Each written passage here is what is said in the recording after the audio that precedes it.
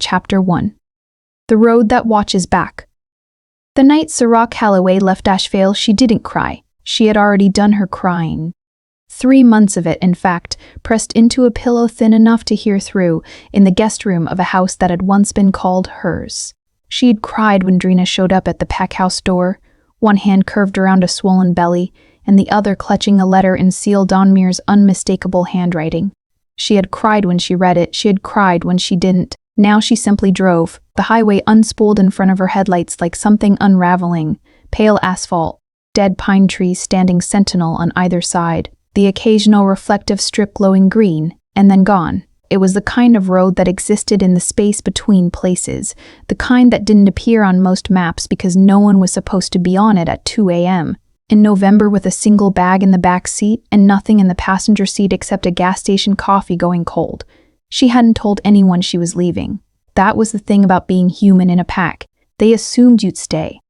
What else would you do? Where else would you go? You didn't have the bond, not the bone-deep howling kind, not the one that made shifters weep at the moon and tremble at proximity. You were just a woman who had loved an alpha and been fool enough to believe he might love her back. That wasn't a chain. That was just bad judgment. And bad judgment, Sarah had decided, could be corrected.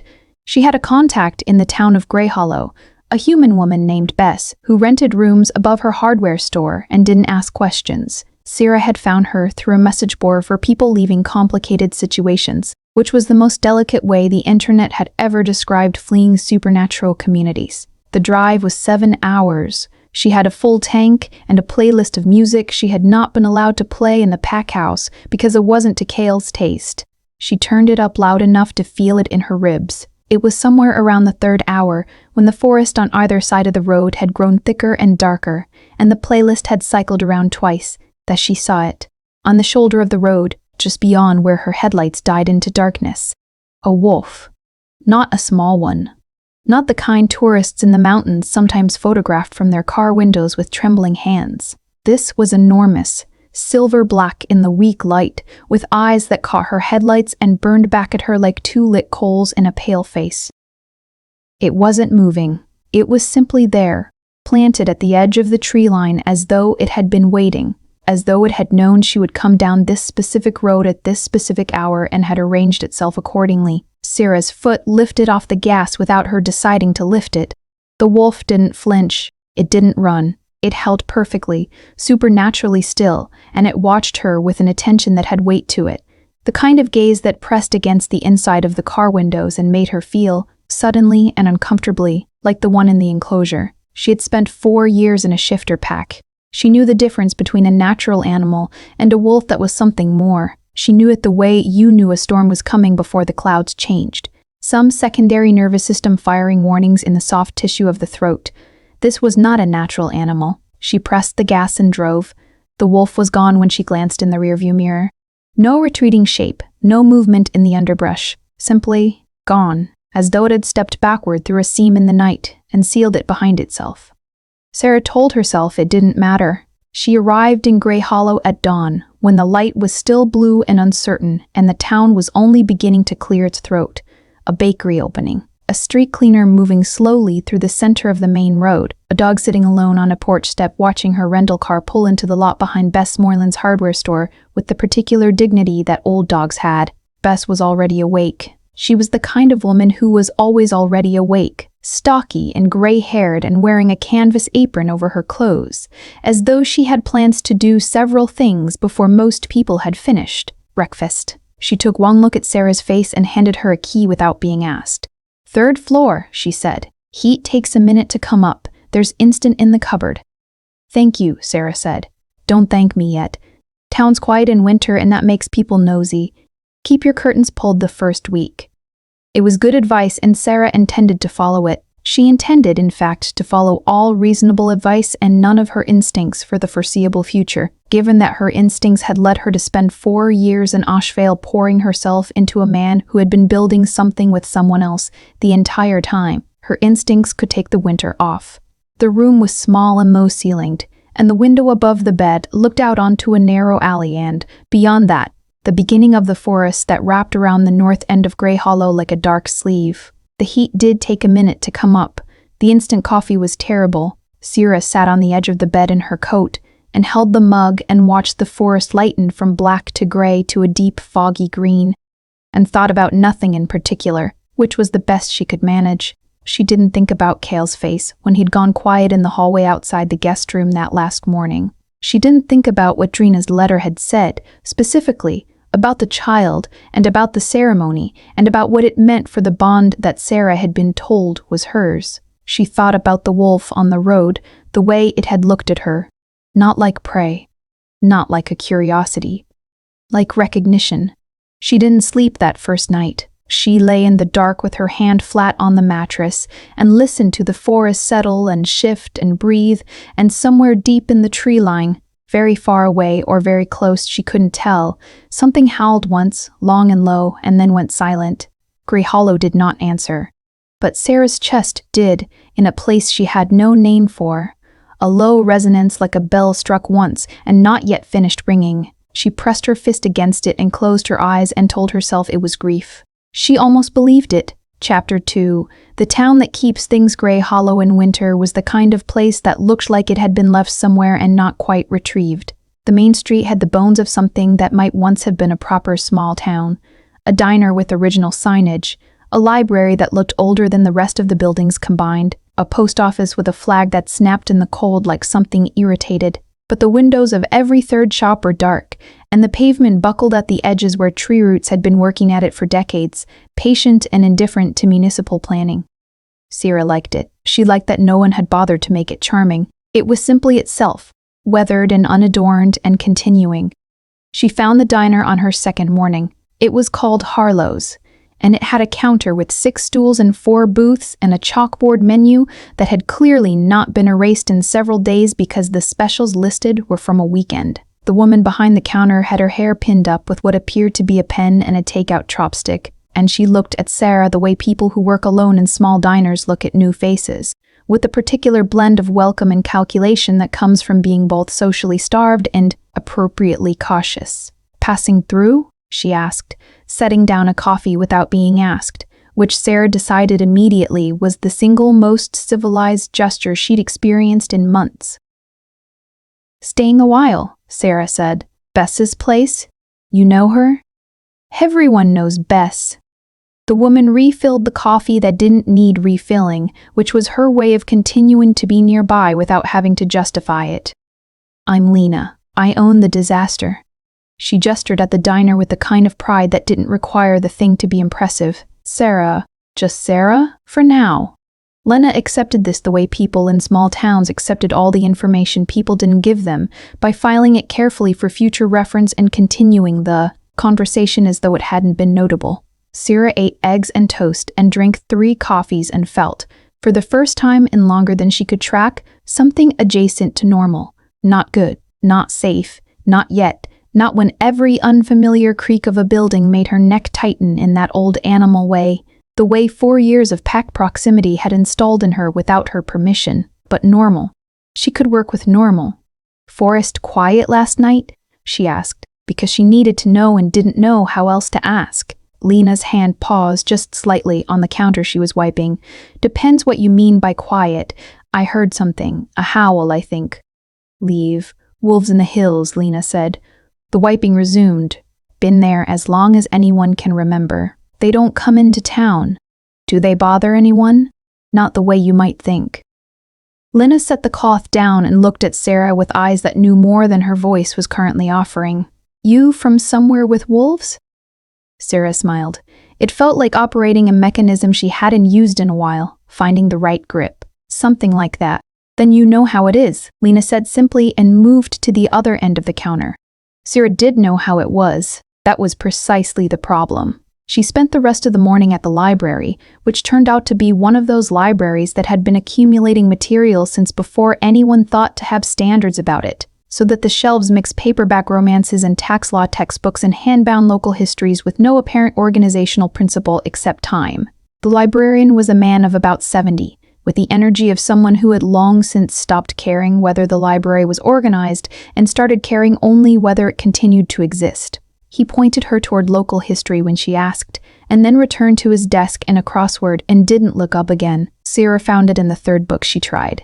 A slim, self-published volume called Grey Hollow, Land and Legacy, printed in 1987 on paper that had gone the color of weak tea. Most of it was genealogy and agricultural record, but one chapter, near the middle, was titled The Hill People, and the phrasing of it was so careful, so deliberately imprecise, that she recognized immediately what it was describing.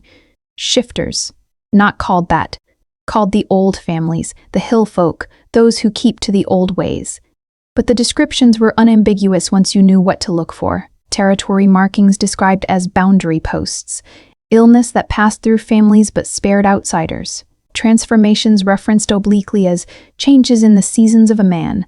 And one line that she read 3 times, sitting in the cold library with her coat still on. The hill families have held this land since before the town's founding, and it is understood by those who have lived alongside them that some agreements are not written, because what they bind cannot be contained in language. She closed the book carefully and sat with it in her lap.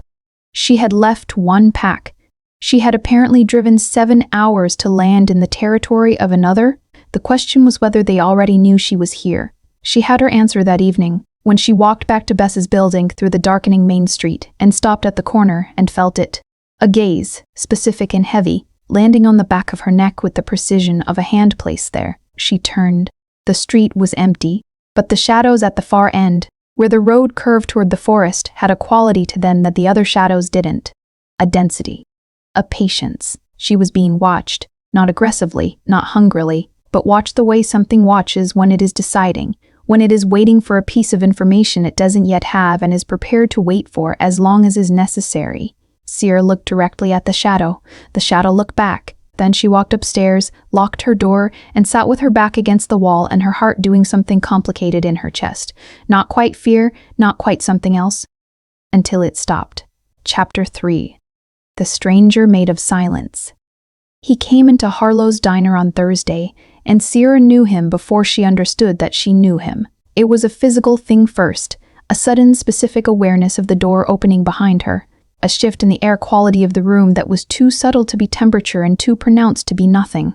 She didn't turn around. She had spent 4 years learning to read a room through its sounds and pressures and the behavior of the people already in it.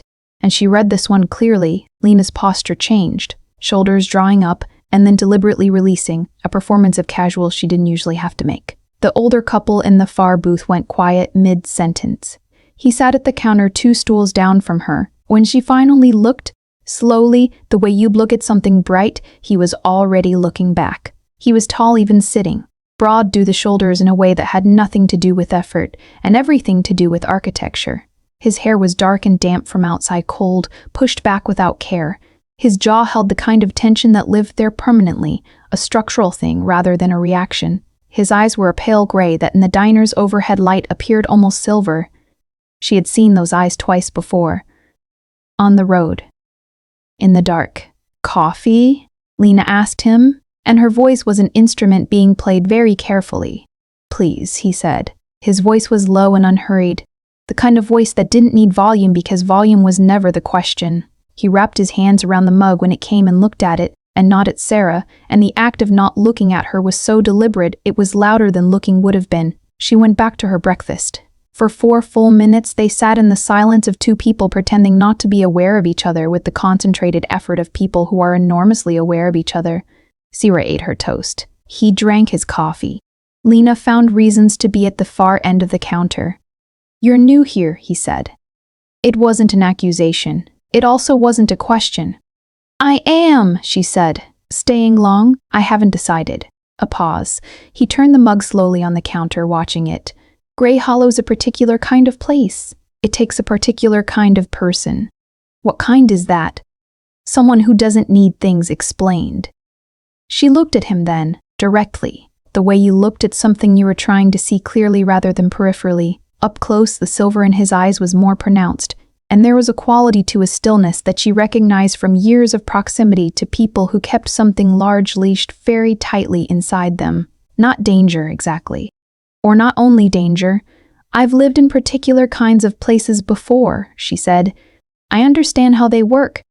Something moved through his expression. Not surprise exactly.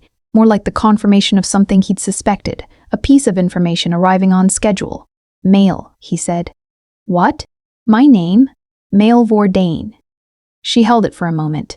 Sira. He nodded, as though her name confirmed something else entirely. He didn't say anything more, and she didn't push, and he finished his coffee and left a bill on the counter that was considerably more than the coffee cost, and walked out without looking at her again. Sira looked at the door he'd closed behind him. Don't, Lena said, from the far end of the counter, without looking up from where she was arranging condiment bottles. Don't what? Whatever you were about to do, don't. I was about to ask who he is. Lena finally looked at her. Her expression was the expression of someone who knew the answer to the question and was conducting a brief, private debate about how much of it to give out. He's Vordain, she said finally, as though the name was a category rather than a person. He runs things in the hills, where the old families were, where the boundary post stood and the changes happened in the seasons of a man. He comes in here? Sira asked. Not often.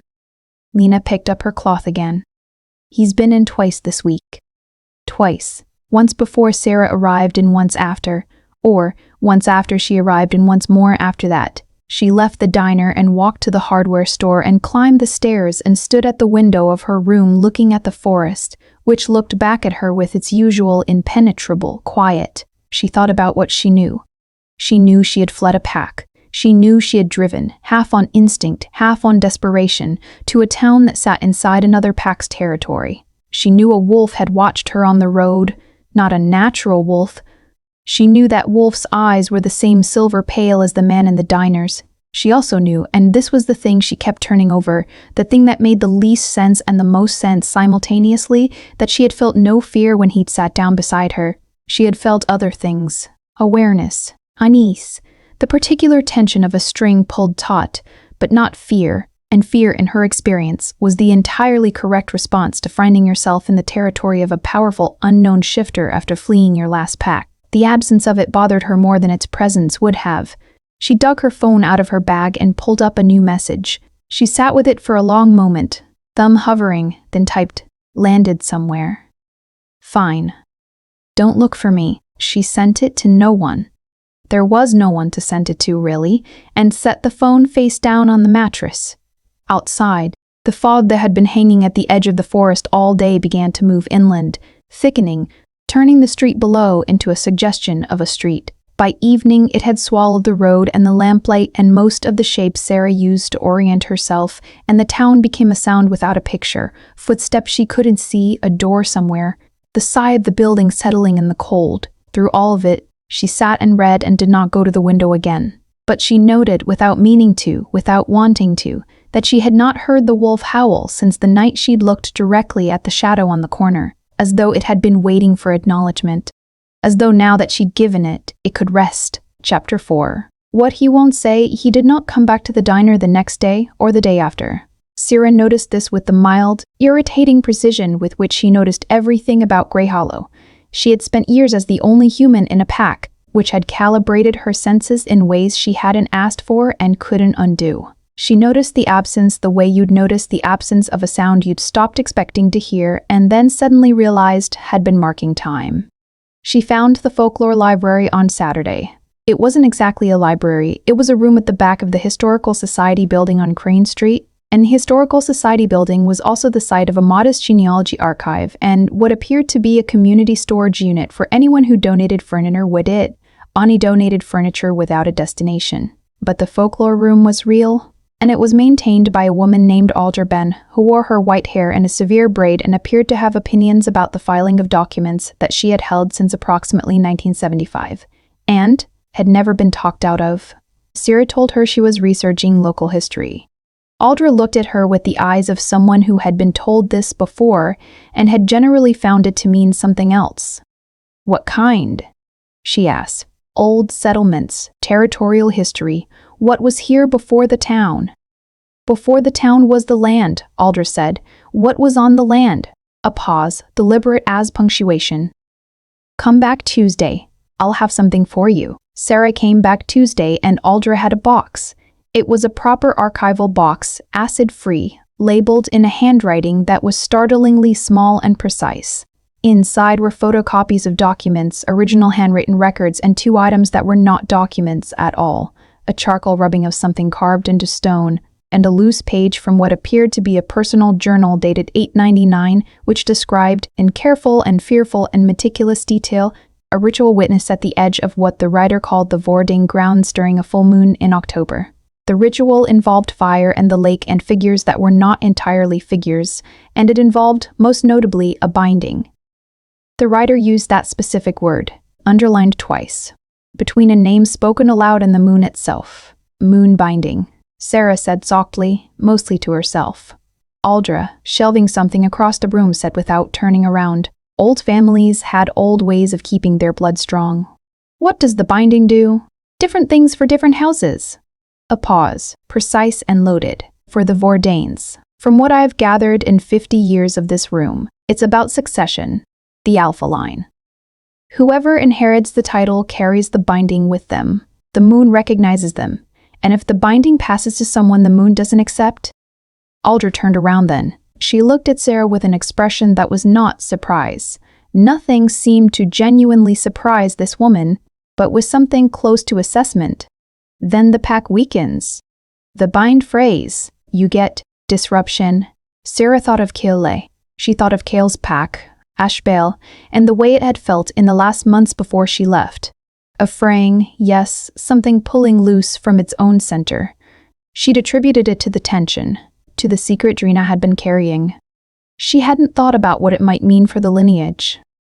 She thanked Aldra and walked home in the cold.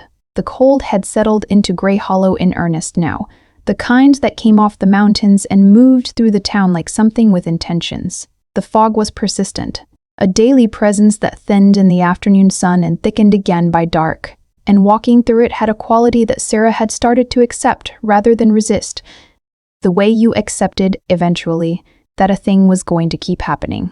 Emil was on the steps of the hardware store, not waiting exactly, or not obviously. He was sitting on the bottom step with his elbows on his knees and his gaze somewhere in the middle distance, and he looked up when she reached the bottom of the street with the specific unsurprise of someone who had known she'd be coming from that direction at approximately that time. "You've been to see Aldra," he said. She stopped. "Following me or asking around?" "Grey Hollow's small." He said it without defense, which was its own kind of defense. "She talks. She seems like she doesn't. Only to people she decides are worth it." Something moved in his expression. Not quite approval. Not quite the opposite. "What did she tell you?" Sarah studied him. He was doing the stillness again. That profound, effortful lack of movement that she had started to understand was a form of courtesy. A large thing making itself less overwhelming. "She told me about moonbinding. Specifically about the Vordane line." Silence. "You could have told me," she said, "when you sat down next to me at the counter, that this is your territory. Would it have mattered? I'd have known where I stood. You already knew where you stood." His voice was even, not unkind. "You recognized me on the road. You recognized what I was in the diner. You're not someone who needs things explained. You said so yourself." I was repeating it back. She stared at him. It was true, and she resented that it was true. "What do you want?" A pause, longer than the others, "To know why you came here. I drove until I needed to stop." "Why here specifically?" "I didn't choose here specifically." But even as she said it, the hollowness of it registered. The way she'd found the listing for Bess's room, the specific route she'd taken, the ease with which she'd committed to it. She hadn't questioned any of it. She'd just followed a pole she hadn't named. Emil looked at her with his silver eyes, and in them she saw something she didn't have words for. A recognition that matched her own unsettling, answering one unexplained thing with another. "There are things I should tell you," he said quietly, "and things I can't yet." "Why can't you?" He stood, unfolding from the step with the controlled ease of someone managing a body larger than most people needed to manage. "Because some things," once said, "can't be taken back." He met her gaze. "I'd rather be certain before that." He walked away before she could answer, and Sarah stood on the cold street and watched him go and tried to identify what she felt. It wasn't comfort. It wasn't quite fear. It was the feeling of standing at the edge of something that had no visible bottom and looking down and not yet stepping back. Chapter 5. The Sound Before the Storm. The first sign came as a smell. Sarah had spent enough time among shifters to know what wrong smelled like. Not a human wrong, not rotting food or chemical spill, but the particular acrid wrongness of something supernatural straining at the seam between what it was supposed to be and what it was currently doing. It was the smell of a boundary being tested, of territory being read with hostile intent. She smelled it Wednesday night, walking back from the library in the dark, when the fog had risen thick enough to make the streetlights into soft halos and the world beyond 3 feet was just suggestion. It came from the west, from the deeper forest, the part where the road stopped and the trees started and no reasonable person went in winter. She stopped walking. Something in the undergrowth stopped too. Not Male. She knew already what Male felt like at the edge of her awareness. The particular quality of his attention, the way it sat on her skin without being threatening, like pressure rather than pain. This was different, rougher. Multiple sources, more than one animal, and none of them with the discipline she'd come to associate with Grey Hollow's territory. She walked faster. She did not run, because running triggered things, and she knew better. And she made it back to Bess's building and up the stairs and inside with the kind of controlled speed that looked like a walk and felt like a sprint. She stood with her back against the locked door and breathed. Her phone lit up. Bess, a text. Windows locked? B. She texted back yes, what's out there? A pause long enough that she began to wonder if the answer was being constructed around how much she was allowed to know. Then rogues. Passing through. They'll be gone by morning. Rogues. Wolves without pack, without binding, without the thing that made pack animals predictable. She'd seen one once in Ashvale, briefly, from a distance, before Kale's sentinels had handled it with a speed and finality she hadn't asked about afterward. It had left an impression, the absence of the organizing principle that made even a frightening shifter follow some internal law. That absence was its own specific terror. She pushed the wardrobe against the door. She knew it wouldn't matter. She did it anyway. At some point in the night, she heard them. Far off, somewhere in the fog, a series of howls that weren't communicating anything as simple as location. They were argument or proclamation, or threat in a language she could parse the emotional content of without understanding the words. Then another howl, singular from a different direction, different in quality. Grounded, deep, carrying authority the way a low note carried under a melody. Male. She recognized it the way she'd recognized his eyes, the way she'd been recognizing things about him since the road. The rogues went quiet. Not immediately. There was another exchange, something that sounded like refusal, and then something that sounded like the aftermath of being told no very definitively. And then silence. A long one. The fog moved through it without comment. Sarah slept, eventually, sitting up against the moved wardrobe, and woke with a sore neck and gray light coming through the curtain gap and the feeling of having been protected without being asked. She wasn't sure how she felt about that. She found Male at the edge of town that morning, where the main road curved toward the North Trail. He was standing with his arms crossed and his face toward the forest, and he turned when he heard her approaching with the same unsurprise as always. "You knew they'd come," she said. "I suspected, and you handled it. My territory, my responsibility." She stopped a few feet from him, close enough to speak at normal volume. "Tell me this isn't connected to me." He looked at her steadily. "I won't tell you that."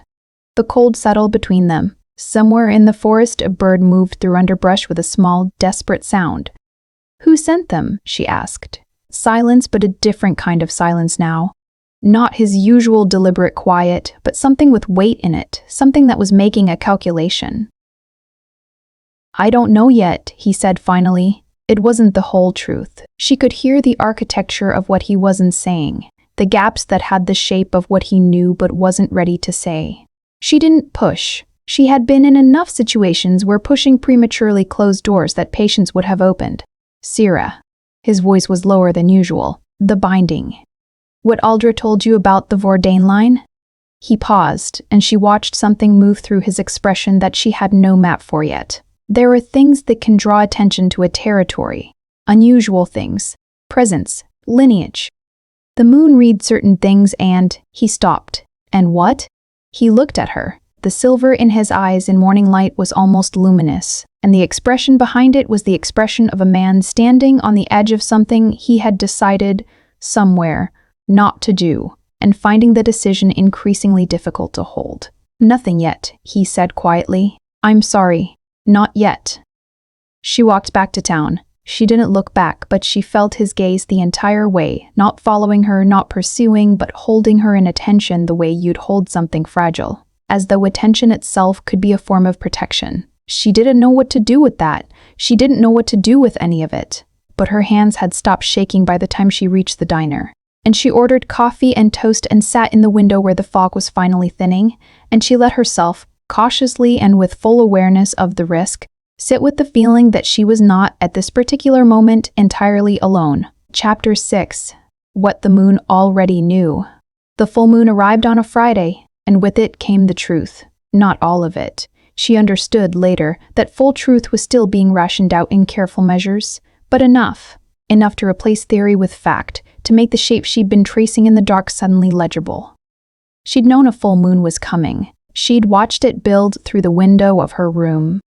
Each night, a little larger and brighter until the fog couldn't fully contain it, until it leaked through the curtain edges and made the room look like a place in a different kind of story. She'd known this, and she'd still not been prepared. Mail came to the hardware store at dusk. Not to the door. He stood in the alley below her window and looked up, and something about the quality of his stillness was different from all the other stillnesses. This one had a grain to it, a strain, like a bowstring drawn and held. When she opened the window, the cold hit her face and she could see, even in the fading light, that his eyes had gone fully silver. Not the pale gray-blue of every other day, but something that caught the light and gave it back, changed. "I need to show you something," he said. "Before tonight." She came down. He took her to the lake. It was 20 minutes on foot through the forest behind the town. A walk that, in the dark and with someone who moved like a shadow through trees, had the quality of entering a different country. The fog thinned here or rearranged itself, and the trees opened onto a body of water that she hadn't known existed despite a week in Grey Hollow, because it sat in a natural bowl in the hills that the town's roads had never found a reason to approach. The lake was black and still, and the moon sat in it like something that had fallen there and decided to stay. Around the edges, barely visible in the moonlight, were stones. Not natural stones, not the tumbled round ones of a glacial shore, but set stones, placed deliberately in a pattern that she could feel the logic of without being able to articulate it. "Moon-binding stones," she said. Yes. He stood beside her at the water's edge, and she noticed he was keeping distance between them. Not coldness, but care. The careful space of someone who knows their own gravity. "Aldra said the binding is about succession," Sarah said. "Partly." He was quiet for a moment, looking at the stones rather than the moon. "It's also about recognition. The moon doesn't just acknowledge the alpha, it acknowledges the mate. It's written into the old ritual. Both. Always both." Her chest did the thing again. The bell rang. "I've been noticing," he said carefully, "since you came through this territory. The stones have been active. They haven't been active in 12 years? Since when?" "Since my father held the binding." He paused. "Before he died and the binding passed to me. And you've held it alone since then." "Yes." She looked at the stones. The moonlight sat on them differently than it sat on the water. More deliberately, she would have said, which was an absurd thing to say about light, and yet. "The rogues," she said. "They were sent by someone who felt the stones activate. Or who monitors them." He turned to look at her then fully, and the silver in his eyes was complete now in the moonlight. Not frightening, but absolute. Someone who would have an interest in disrupting a bond before it could establish itself. The word settled between them. "Male." She kept her voice level. "Say what you mean." "The moon recognized you," he said. "From the road. The binding. The old ritual. It reads the mate when they enter the territory, before any formal acknowledgement happens. The stones activate. It's involuntary. I couldn't have prevented it even if I tried." "And you knew." "I suspected from the road. I was certain the first morning in the diner." She stood with it. The cold from the water came up around them, and the moon moved in the lake, and the stones sat in their old deliberate pattern, and she stood at the center of all of it and tried to locate something, like anger, because anger would have been clean and she knew how to use it. What she found instead was more complicated. I left a pack, she said. An alpha who? She stopped. She had not talked about Kale to anyone in Grey Hollow. The word felt strange in her mouth, foreign, like using a language she decided to stop speaking. He didn't want the bond, or he wanted it until he didn't, or until something else was more. She stopped again. The point is, I'm not looking for this. I know, Male said. Do you? Yes. No qualification, no defense. You ran from something that hurt you.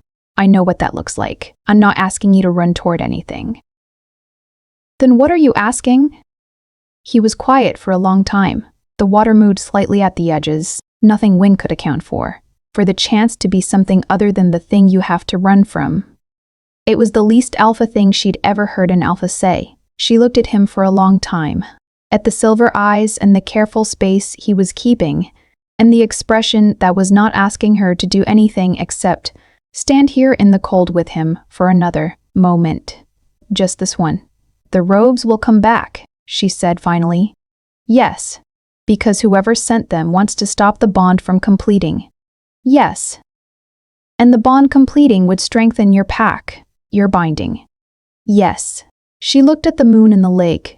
She thought about Grey Hollow and its ancient accumulated quiet. She thought about the diner and Lena's careful eyes and Aldra's box of documents and the stone rubbing in the way she'd driven 7 hours without deciding why and ended up here. She thought about how things that couldn't be contained in language sometimes chose you anyway. I'm not running, she said. It came out quieter than she intended. For now, I'm not running. She heard him exhale, just barely, just once, and in it was something that was not relief exactly, but the near neighbor of it. The thing that came after a long-held breath. They stood by the moon-binding lake until the cold became too much. And then they walked back through the forest in silence, and the fog closed behind them like something sealing itself. And Grey Hollow received them both without comment. Chapter 7. The letter from Ashvale. The letter arrived Monday, and it arrived in Kale's handwriting. And this was the thing that broke something. Not a dramatic something, not a collapse or a scene. The quieter kind, the kind that happened in the chest. A small structural failure. A cord that had been fraying for months, finally parting with no sound. She recognized the handwriting before she recognized the envelope, the particular slant of his capitals, the way certain letters connected and certain ones didn't. The pressure of the pen that spoke of someone who wrote quickly and with authority and didn't go back over things. She had memorized it over 4 years in the way you memorize the shape of things you loved without deciding to. She sat down on the bed and held it unopened for a while. Then she opened it. It was short. 3 paragraphs, formal in their way, precise in the manner of someone who had learned to say necessary things without ornament. He knew where she was. He had ways of knowing, he wrote, and she understood that to mean the tracking that all alphas maintained over those who had been in their orbit, human or not. He wasn't coming for her. That wasn't what this was. He wanted her to understand that Dryness' child was born, and it was a girl, and the pack was adjusting, and he hoped she was well. He had not written, I'm sorry. He had written, I hope you understand that certain obligations, and then crossed it out, the single visible mark of feeling in an otherwise controlled document. Just that. I hope you understand that certain obligations, and then the line of the crossing out, which told her more than the words he'd settled for instead. She folded it carefully. She put it in the inside pocket of her coat, which was where she put things she wasn't ready to deal with and wasn't ready to discard. She went for a walk because sitting still was not something the body offered at that particular moment as an option. The walk took her, without her planning it, to the North Trail. And the North Trail was where she encountered Meal coming from the opposite direction. What she was beginning to understand was simply how things worked in Grey Hollow. The territory arranged proximities without consulting you. He read her face before she said anything. She saw him do it. The quick assessment, the small tightening around his eyes that was concern, rendered in the vocabulary of someone who didn't easily show concern. Someone from Ashvale wrote to me, she said. She had not mentioned Ashvale before. The name sat in the cold air between them, and he heard it, and something in his expression confirmed that he knew the name, and she filed that away. Are you all right? Deciding, she said honestly. He fell into step beside her. Not ahead, not behind, the side.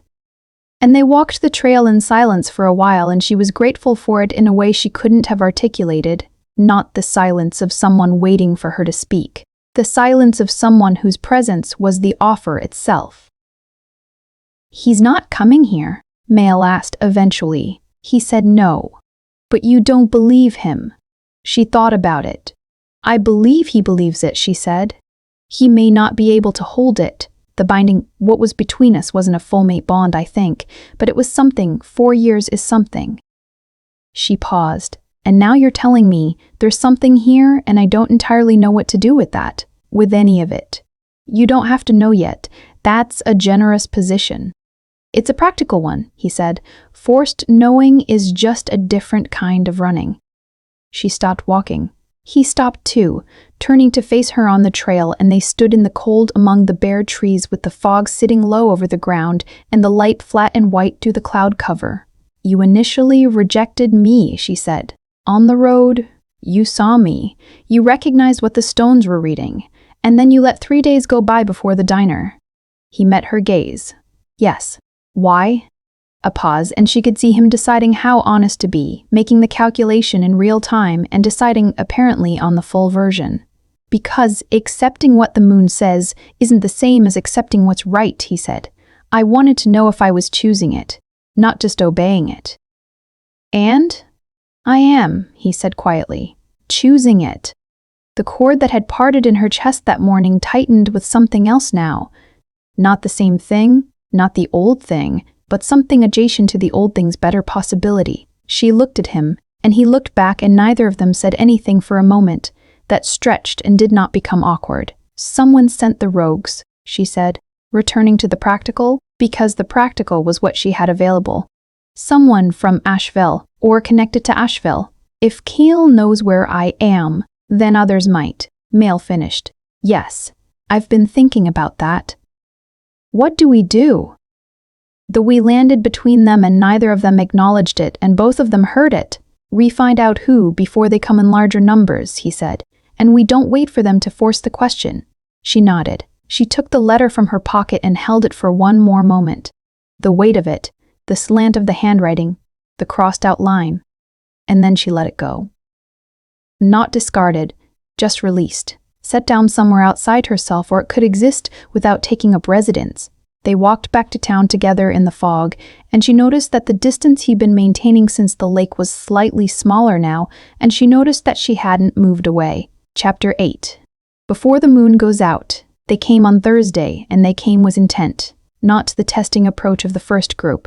This was organized, coordinated, the kind of entry into territory that required preparation and reconnaissance. The kind that spoke of someone who had taken the first group's failure as data and recalibrated. Male sentinels detected them at the north and west edges of Grey Hollow's boundary simultaneously, which meant at minimum 2 coordinated groups, which meant a plan. Sarah was in the folklore room with Aldra when her phone lit up. "This. 3 words. Go to Mail."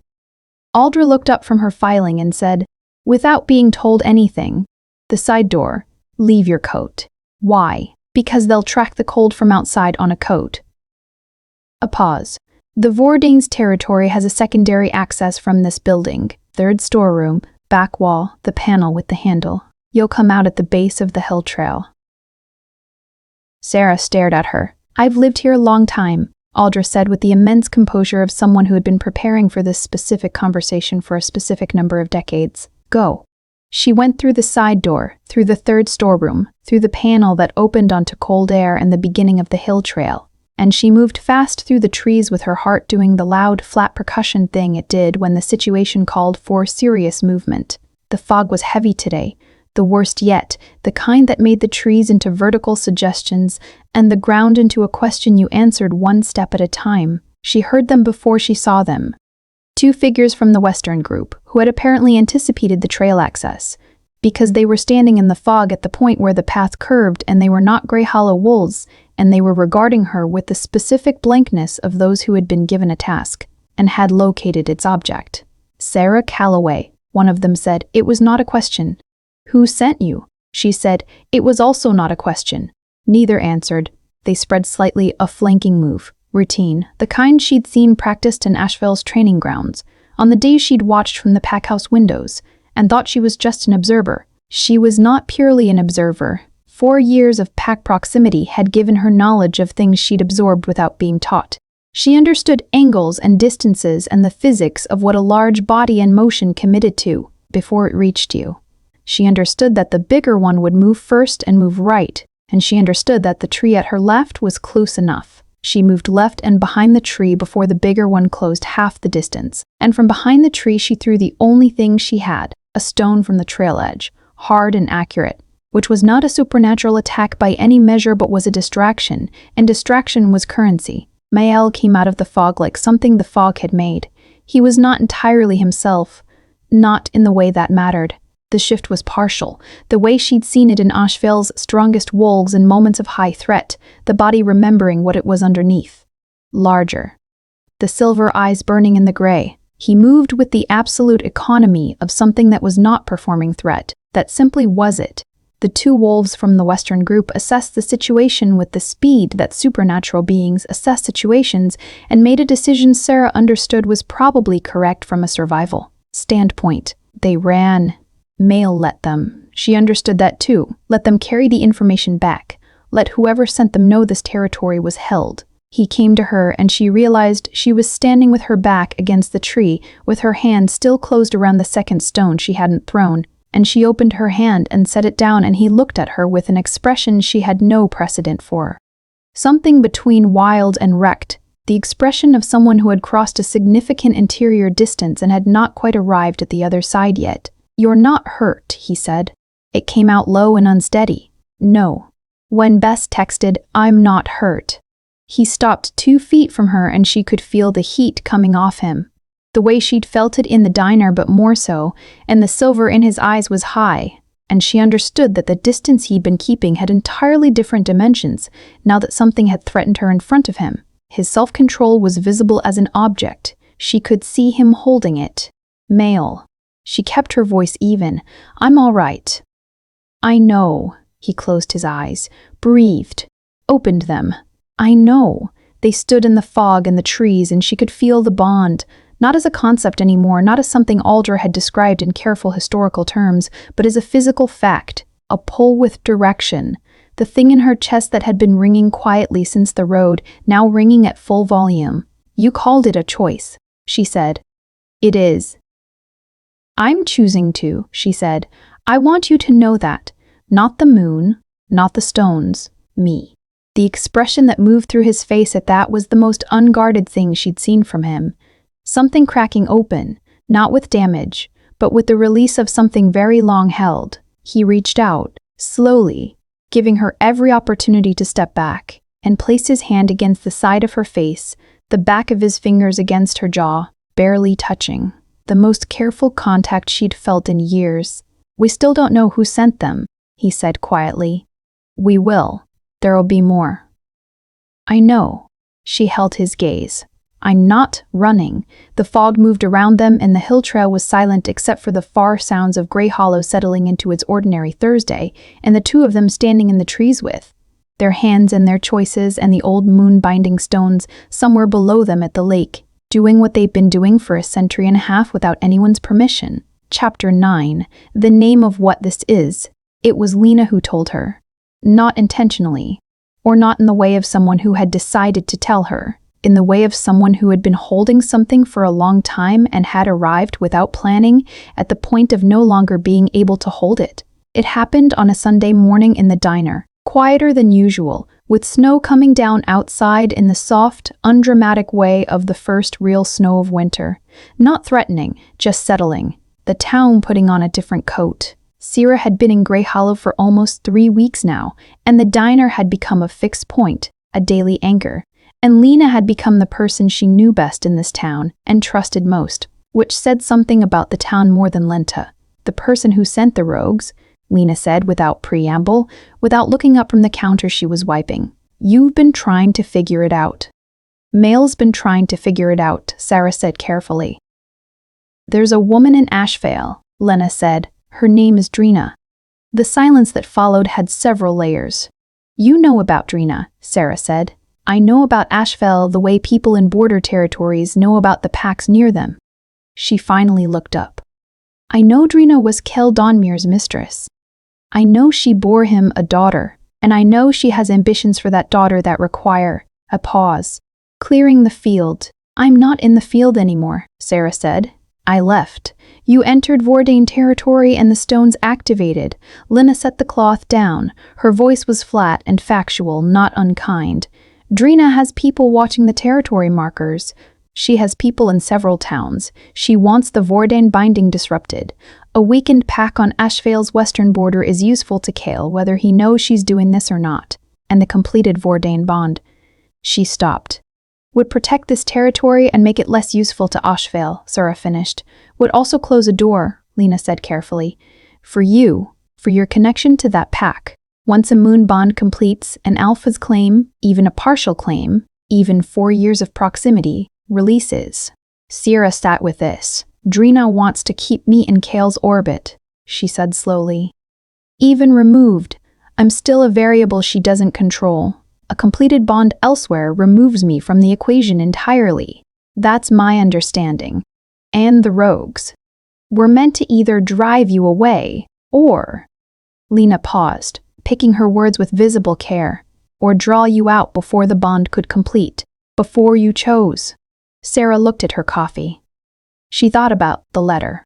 I hope you understand that certain obligations. Crossed out, he hadn't known, probably still didn't know. That was almost worse. The damage done so thoroughly and so cleanly that the person who'd initiated it could believe his hands were clean. You should have told me earlier, she said. You weren't ready earlier, she couldn't argue with that. She walked to the hill in the snow, following the trail that was now familiar, that she knew in the dark and in fog, and now in the slow, soft white that made the forest beautiful and strange. Mael was at the edge of the clearing above the lake, and he turned when he heard her. And she told him everything Lina had said, and he listened with the absolute attention that was his particular way of being present. When she finished, he said, I knew it was someone connected to Ashvale. I didn't know the specific why. Does it change anything? He considered. It changes the target of the response, not the response itself. Meaning the pack will hold, the territory will hold. His eyes found hers. The rest is already decided as far as I'm concerned. She looked at the lake below them, the snow falling into it, the stones just visible at the edge in the thin winter light. The moon-binding stones, older than anyone living, recording a ritual she hadn't been told she was part of until she was already in the middle of it. The bond, she said. If we complete it, what does that mean, practically? What does my life look like? He seemed to appreciate the directness. You'd be here, in Grey Hollow, my pack's mate, which carries weight. Responsibility. He paused. Also protection. Also belonging, in the way that's specific to this territory and this line. I've never belonged to a pack before. Not really. I know. His voice was quiet. You were human in a pack that didn't fully account for you. This would be different. You'd be. He seemed to search for the right framing. Central, not peripheral. She'd been peripheral for 4 years. She hadn't fully understood what that cost until she'd been away from it long enough to feel the cost in its absence. I'm afraid, she said, which was possibly the most honest sentence she'd said to anyone in a very long time. I know, he said again, with a gentleness that had nothing soft about it. The gentleness of something strong, choosing not to use its strength. I don't want to be afraid, she said. I'm tired of it. Then don't perform it, he said. Just feel it. It doesn't have anything to do with the decision. She looked at him. She thought, this is the kind of man the moon would choose, not the most powerful, not the loudest, the one who understood that power and force were different things and chose accordingly. Tell me what the completion looks like, she said. The ritual, step by step.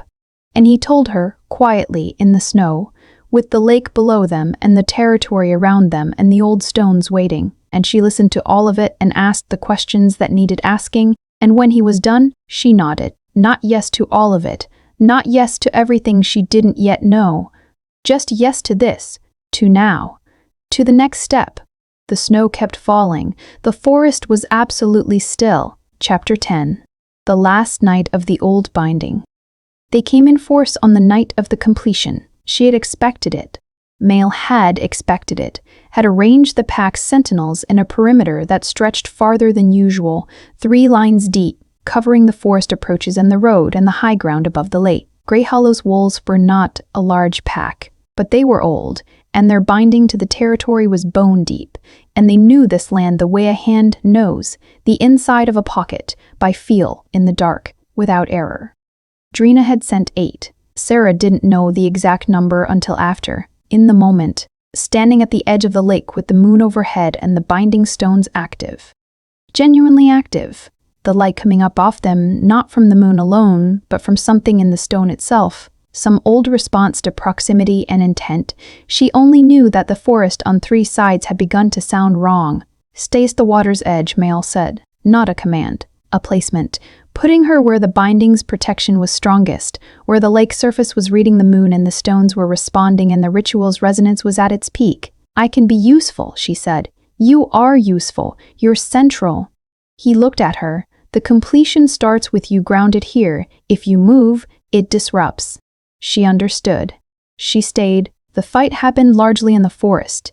In the dark, with sounds she could parse and context she couldn't fully see, impacts, bodies moving fast through undergrowth, the particular vocalizations of wolves in conflict that she had always found impossible to entirely decouple from her nervous system, no matter how much proximity had normalized them. She stood at the waterline with her hands at her sides and her heartbeat doing what it wanted, and she watched the tree line and waited. 2 of them made it through to the clearing. This was, she learned later, the intention. Not all 8 were attacking the sentinels. Some were assigned specifically to her. The rogue who reached her first was large and half-shifted, which was the state between states that was the most visually unsettling and the most practically dangerous, and he moved with the speed of something that didn't need to be careful. She moved to the right and back 2 steps, which put her ankle deep in the lake, which was so cold it was almost a physical sound, and she picked up a stone from the water's edge.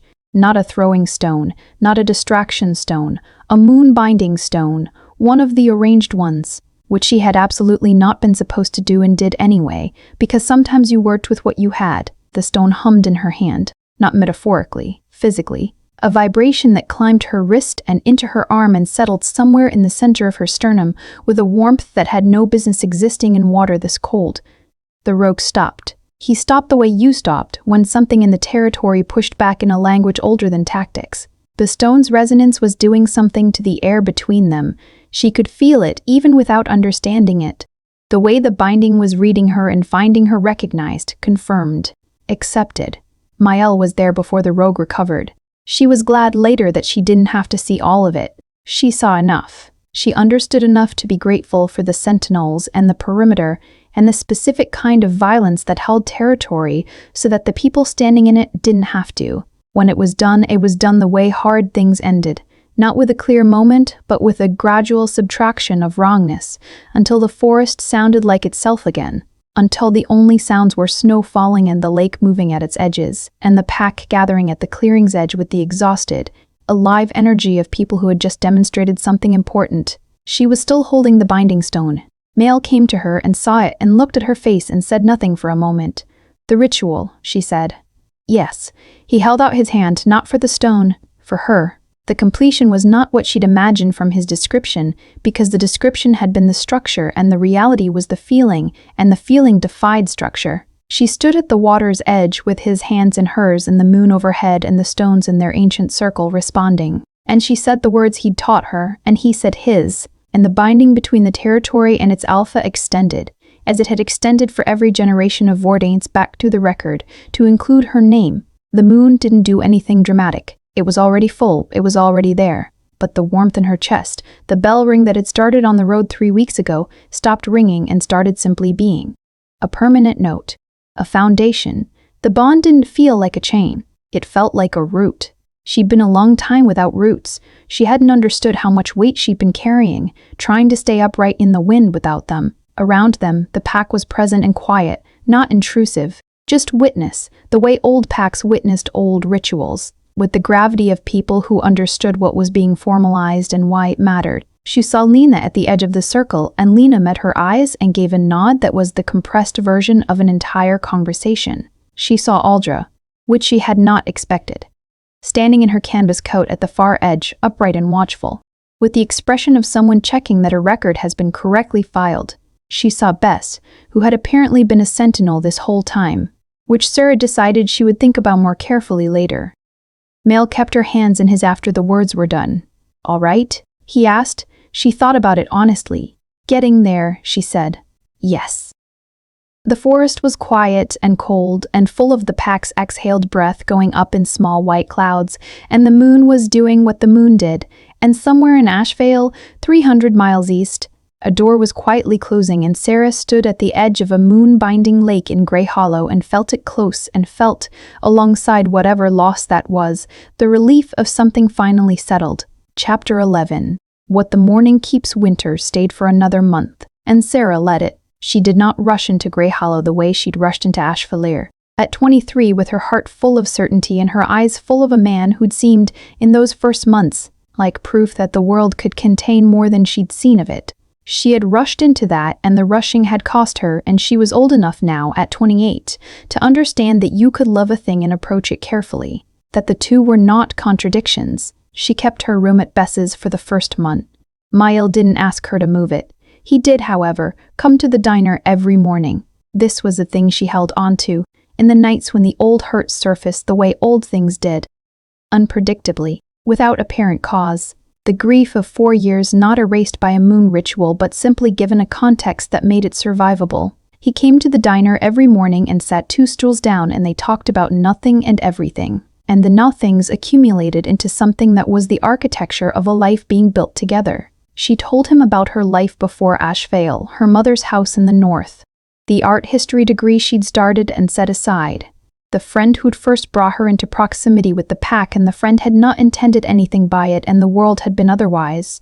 She told him about learning to be a human in an inhuman community, the specific education of loving someone whose body was also sometimes an animal, the beauty of it and the estrangement. He listened the way he did everything, completely, without interruption, with the full weight of his attention, which was considerable and not always comfortable, and was, she had decided, one of the things she most valued about him. He told her about his father, who had held the binding until 62, and died in an early spring snowmelt, about learning the territory at 8 years old, running the borders with the older wolves, beginning to understand that the land was not backdrop, but participant, about the 12 years alone with the binding and the way the pack felt those years. Not suffering, but not whole. A thing that knows it's missing something and keeps going anyway. "The pack likes you," he told her one morning, in the kind of flat, factual way he had of delivering things that mattered. "I like the pack," she said, which was true. She liked Lena, who had been keeping secrets for her benefit before she'd known she had benefits to protect. She liked Aldra, who had decided to give her the documents and the information and the careful pointing at what she needed, because Aldra had apparently been waiting for exactly this to file correctly and was glad to have it done. She liked Bess, who had put her in a room with a window facing the forest and said, "Keep your curtains pulled," but had never actually given her curtains that fully closed. "You did that on purpose," she said to Bess once. "The curtains?" Bess said with an entirely innocent expression that was no such thing. Lena's knowing, Aldra's patience, Bess's management of proximity. The pack had been receiving her long before she knew she was being received. It was the most graceful form of welcome she'd ever encountered, precisely because it hadn't looked like welcome until she was already inside it. She wrote to Cale in January, not a long letter. 2 paragraphs, honest and clean.